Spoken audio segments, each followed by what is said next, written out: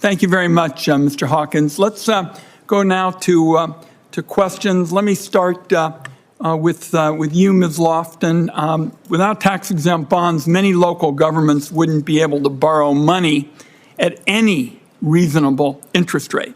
And bonds have just been key to maintaining infrastructure and making other essential investments for residents.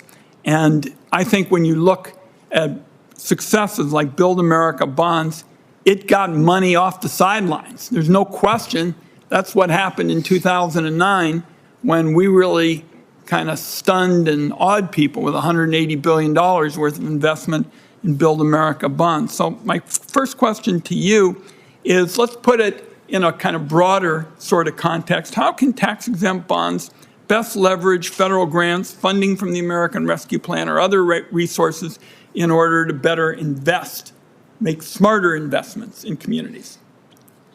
Thank you for that question.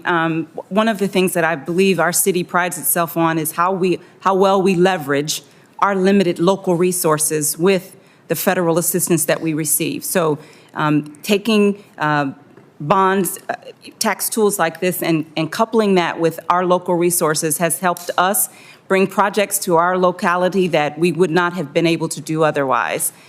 These tax tools, the tax-exempt municipal bonds, we've been able to leverage with ARPA funding, for example, in a way that there have been significant developments that we have had sitting in our planning books for 10, 12 years. We weren't able to accomplish them because the dollar amounts were so high.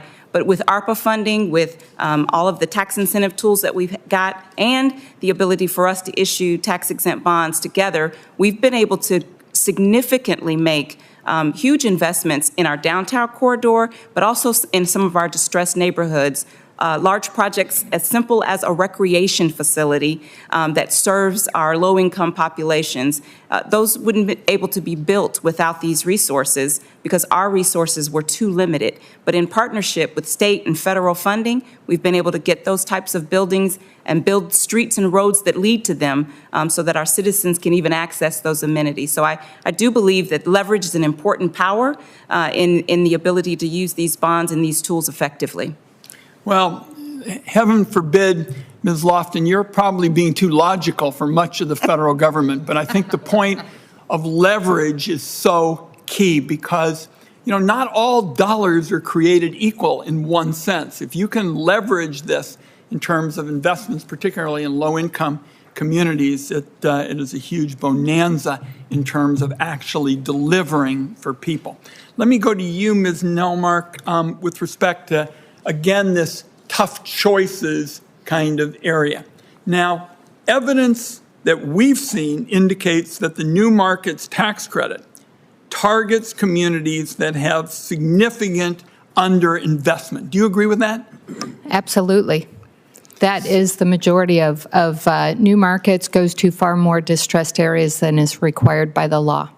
So, based on your experience, compare New Markets tax credits to opportunity zones, because what I keep seeing, and part of the problem was we couldn't get much information on the opportunity zones. There wasn't much transparency in that. Is that these opportunity zones seem to be really good for building marinas and all kinds of things that the 1% seems to use, but not really getting into communities that are in desperate need. Compare, if you would, the New Markets tax credit to opportunity zones in terms of the value of the dollar, because we're going to have to make some tough choices around here in terms of where we're going to go. Compare those two, if you wouldn't mind.